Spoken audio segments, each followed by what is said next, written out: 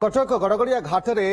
बड़ी निखोज काउड़िया एजाए मिलना पता गड़गड़िया घाट में भाव में जड़े काउड़िया निखोज हो जाते से नहीं किंतु एपर्यंत खोजाखोजी चली अग्निशम ओड्राफ तरफ किंतु कौन प्रकार पता मिल पारि ना। आज घटनास्थल में अग्निशम बाहिनी पक्षर सर्च ऑपरेशन जारी रही। गतकाली गड़गड़िया घाट में बुड़ी जाते दुई जन काउड़िया जन को सुरक्षित भाव में उद्धार कर तेज आउ जड़े निखोज अच्छा जहां एपर्यंत खोजाखोजी जारी रही। किभली भाव में बर्तमान सर्च ऑपरेशन चली से बाबद अधिक सूचना दौरान आम प्रतिनिधि प्रभात विषय। बर्तमान अग्निशम बाहिनी एवं ओड्राफ तरफ बर्तमान खोजाखोजा चली आज आप देखु पाखापाखि ओड्राफ एवं अग्निशम बाहिनी चारोटी टीम कटक जो गड़गड़िया घाट रही महानदी घाट में से रेस्क्यू ऑपरेशन जारी रखिंट जदि कहवा घटनाक्रम गत काली गोटे दुर्भाग्यजनक घटना एवं सौम्य रंजन पात्र जी की भुवनेश्वर अंचल पाखापाखि 12 जणिया गोटे टीम कटक गड़गड़िया घाट को आसी पानी उठेवाई बोलबम पाई एवं पाखापाखि 5:30 ठारू 6टा समय हम वर्षा भी झिपझिप वर्षा होता है। से समय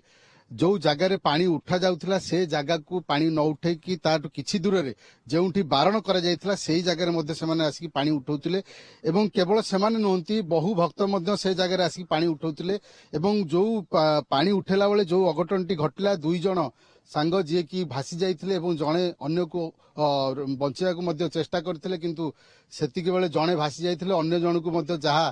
तांगर प्रत्यक्षदर्शी कहवा कथा जे किछि माछ धराली जे रहिसंती से तांकु उद्धार करथिले किंतु सौम्य रंजन पात्र गभीर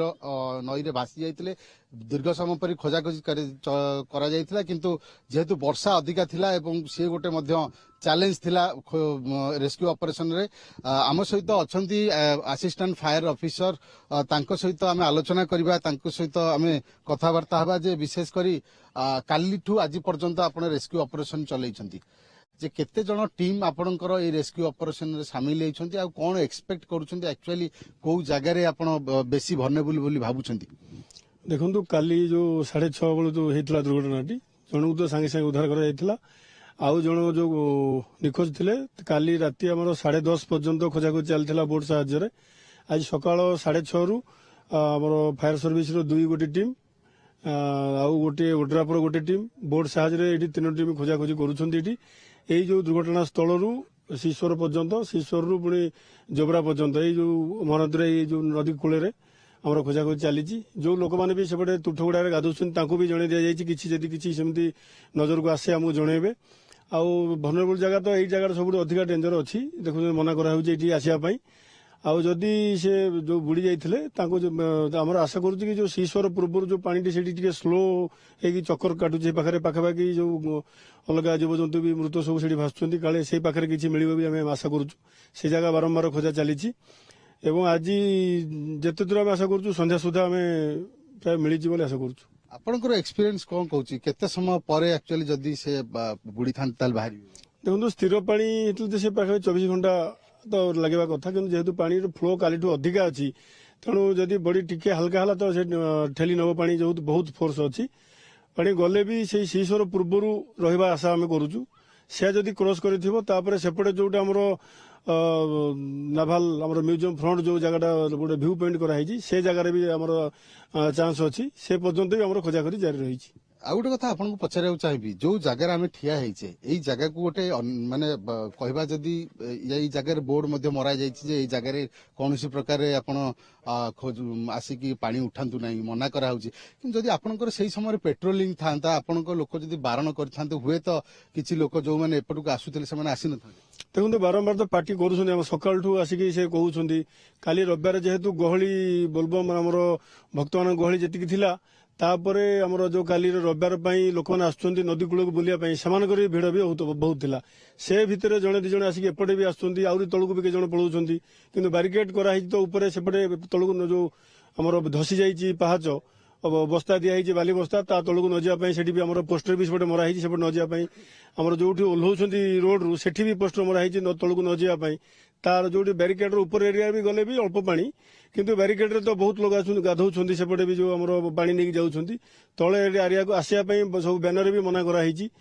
आज जमी आप पेट्रोलिंग करी जिते पानी उठाते से समय जब पेट्रोलिंग करते हुए तो से घटना घटना ନାଇଁ ତଳକୁ ଦେଖନ୍ତୁ ଆମର ଗଡଗଡିଆ ଯୋଉଠି ବ୍ୟାରିକେଡ କରାହେଇ ସେଇଠି ଗାଧେଇବା ପାଇଁ ବାରମ୍ବାର ଯୋଉ ପୋଷ୍ଟର ମରା ହେଇଛି ବି ମାଇକରେ ଯୋଉ ପୋଲିସରେ ସେଠି ବାରମ୍ବାର ଆନାଉନ୍ସ କରାଯାଉଛି ସେଠି ଗାଧେଇବା ପାଇଁ। ତାଠୁ ଉପରକୁ ଯୋଉମାନେ ଯାଉଛନ୍ତି ଅଳ୍ପ ପାଣି ଅଛି, କିନ୍ତୁ ସେଠି ଆମର ଯୋଉ ଟିମ୍ ଗୁଡା ସବୁ ଜଗି ଅଛନ୍ତି ଏଇପଟେ ଆସିବା ପାଇଁ ଟୋଟାଲ ମନା କରାଯାଇଛି। ତେଣୁ ଏପଟେ କିଏ ଯୋଉ କାଲି ଅଡିଏନ୍ସ ଯୋଉ ବୁଲୁଛନ୍ତି ବି କାଲି ଯୋଉ ରବିବାର ପାଇଁ ଆସୁଛନ୍ତି ତାଙ୍କ ଭିତରେ ବି କିଏ ଜଣେ ଦି ଜଣ ଆସିକି ଏପଟେ ଆହୁରି ତଳକୁ ବି ପଳାଉଛନ୍ତି। ସେମାନଙ୍କୁ ଆମେ ଏଇ ଆପଣଙ୍କ ଥର ଅନୁରୋଧ କରୁଛୁ ସେମାନେ ଯାଆନ୍ତୁନି ଏପଟେ, ଯେହେତୁ ଭଣ୍ଡରପୁର ଜାଗା ଅଛି। ଆଉ ଯୋଉମାନେ ଗାଧଉଛନ୍ତି ଡେଲି ଯୋଉମାନେ ଏଠି ଗାଧଉଛନ୍ତି ତୁଠରେ ଲୋକାଲ ଲୋକ ସିଏ ଜାଣିଛନ୍ତି କୋଉଠି ଖାଲ କୋଉଠି ପାଣି ଫ୍ଲୋ ଅଛି, ସେମାନଙ୍କୁ ଦେଖିକି ଯଦି କିଏ ଜଣେ ଦି ଜଣ ପଳେଇ ଆସୁଛନ୍ତି ସେମାନେ ଏଇ ଦୁର୍ଘଟଣା ହେବାର ଆଶା ଅଛି। ଯୋଉ କଥା ଅଭିଯୋଗ ଗୋଟେ ତାଙ୍କ ପରିବାର ଲୋକ କରୁଛନ୍ତି, ତାଙ୍କ ସାଙ୍ଗସାଥି କରୁଛନ୍ତି ଯେ କାଲି ରେସ୍କ୍ୟୁ ଅପରେସନ ଲେଟ୍ ହେଲା, ଆପଣମାନେ ଆସିଲେନି, ସେମାନେ ଆପଣଙ୍କୁ ବାରମ୍ବାର ଅନୁରୋଧ କଲେ ଯେ ଆସିକି ରେସ୍କ୍ୟୁ କରନ୍ତୁ ବୋଲି। ଦେଖନ୍ତୁ କାଲି ଯୋଉ ଏଇଠୁ ଚିତ୍କାର ଯୋଉ କରିଥିଲେ ପାର୍ଟି କରିଥିଲା ପରେ ଆମର ଯୋଉ ସେଠୁ ଦୌଡ଼ିକି ଆସିଛନ୍ତି ଜଣେ, ସିଏ ବି ଆମର ଯୋଉ ଅରେଞ୍ଜ କଲର ଡ୍ରେସ୍ ଅଛନ୍ତି ସାଙ୍ଗେ ସାଙ୍ଗେ ଆସିଥିଲେ। ସିଏ ଆମର ଦମକଳ କି ଖାକିରେ ଅଛନ୍ତି ସେମାନେ ତ ଜାଣିପାରୁନାହାନ୍ତି। ଖାକିରେ ଯିଏ ଆସିବା ପାଇଁ ସବୁ ସେ ଲେଟ୍ ହବା, କିନ୍ତୁ ଆମର ରେସ୍କ୍ୟୁ ଡ୍ରେସଟା କାଲି ଯୋଉଟା ଆମର ତମ ସିଭିଲ ପରି ଲାଗୁଛି ହାଫ୍ ପ୍ୟାଣ୍ଟରେ ଆମର ଅରେଞ୍ଜ ବାନିଆନ ପିନ୍ଧୁଛନ୍ତି, ସେଇ ସାଙ୍ଗେ ସାଙ୍ଗେ ଆମର କର୍ମଚାରୀ ଆସିଥିଲେ। ଯଦି ତାଙ୍କର କିଛି କନଫ୍ୟୁଜ ହେଇଥିବ ସେଇଟା ଠିକ ନୁହଁ, କିନ୍ତୁ ଆମର ସାଙ୍ଗେ ସାଙ୍ଗେ ଆସିଥିଲେ ଯୋଉଟା କି ସିଭିଲିଆନ ପରି ଦୁସୁଛନ୍ତି। ସେମାନେ ଭାବୁଥିଲେ ସେ କିଛି ସିଭିଲ ଲୋକ ବୋଲି, କିନ୍ତୁ ଆମ ଲୋକ ବି ସାଙ୍ଗେ ସାଙ୍ଗେ ଆସିଥିଲେ ଏଠିକି। ଆପଣ ଶୁଣୁଥିଲେ ଆସିଷ୍ଟାଣ୍ଟ ଫାୟାର ଅଫିସର ଆମକୁ ପ୍ରତିକ୍ରିୟା ଦଉଥିଲେ ଗତକାଲିର ଘଟଣା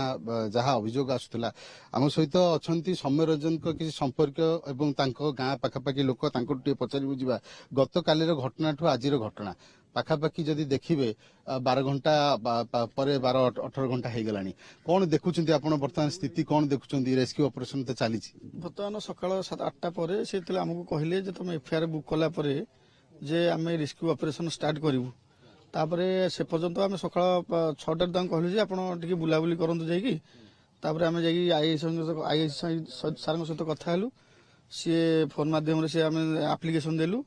ଦେଲା ପରେ ସିଏ ତାଙ୍କୁ କହିଲେ ଯେ ନାଇଁ ସେ ଆମେ କାଲିଠୁ ଅର୍ଡର କରୁଛୁ, ସେମାନେ ବୁଲୁଛନ୍ତି। କିନ୍ତୁ କାଲି ଯୋଉ ସେମାନେ ବୁଲିଲେ ସେ 2 ଘଣ୍ଟାରୁ 3 ଘଣ୍ଟା ପରେ ରେସ୍କ୍ୟୁ ଅପରେସନ ଷ୍ଟାର୍ଟ କଲେ। ଯଦି ତା ପୂର୍ବରୁ ହୁଏତ ଯେତେବେଳେ ଏମାନେ ରିକ୍ୱେଷ୍ଟ କଲେ ସାନ ଭାଇମାନେ ଯୋଉ ଆସିଥିଲେ ଯୋଉ ପାଣି ଉଠେଇବା ପାଇଁ, ସେତିକିବେଳେ ଯଦି କିଛି ଇଏ ଆଟେମ୍ପ କରିଥାନ୍ତେ ଆଜି ଅସୁବିଧା ହେଇନଥାନ୍ତା। ଆପଣଙ୍କୁ ଲାଗୁନି କି ଯୋଉ ଜାଗା ମନା କରାହେଇଛି, ବୋର୍ଡ ମଧ୍ୟ ମରା ହେଇଛି ଏ ଜାଗାକୁ ଆସନ୍ତୁ ନାହିଁ, ଏ ଜାଗାରେ ପାଣିର ସୁଅ ଅଛି, ଖାଲ ଅଛି, କିନ୍ତୁ ଏଇ ଜାଗାକୁ ଆସୁଛନ୍ତି ଲୋକମାନେ ଯୋଉମାନେ ସେମାନେ ଆସୁଛନ୍ତି ଯେହେତୁ ଏଠି ଲୋକ କିଛି ଅଛନ୍ତି, ଗାଉଡିଆ ବି ଉଠଉଛନ୍ତି, ସେଠି ଗହଳି ଅଛି, ଏଇ ଉଦ୍ଦେଶ୍ୟ ନେଇକି ସେମାନେ ଏଠିକି ଆସୁଛନ୍ତି। ଯଦି ପ୍ରଶାସନ ତରଫରୁ କିଛି ବ୍ୟବସ୍ଥା ଏଠି କରାଯାଇଥାନ୍ତା, ବୋର୍ଡଟା ମରା ହେଇଛି ମେନ୍ ଯୋଉଠି ବ୍ୟାରିକେଡ୍ ହେଇଛି, କିନ୍ତୁ ବ୍ୟାରିକେଡ୍ ପରେ ଏପଟେ ଆପଣ କୋଉଠି ଗୋଟେ ବୋର୍ଡ ମରା ହେଇନି। ଯଦି ଏଠି ପୋଲିସ ପ୍ରୋଟେକ୍ସନ କରିଥାନ୍ତେ କି ମାନେ ମନା କରିଥାନ୍ତେ, ରେଷ୍ଟ୍ରିକ୍ଟେଡ୍ ଏରିଆ ଲେଖିଥାନ୍ତେ, ଆଜି ବି ସେଠି କେହି ବି ପାଣି ଉଠଉନଥାନ୍ତେ। ଆପଣ ବି ଦେଖିପାରୁଥିବେ ଏଠି ଭୋଗ ରାଗ ହେଇଛି, ବିଭିନ୍ନ ପ୍ରକାର ବହୁତ ଲୋକ ଆସିକି ପାଣି ଉଠଉଛନ୍ତି, ତାର ବ୍ୟବସ୍ଥା ବି କିଛି ହେଇନି। ତେଣୁ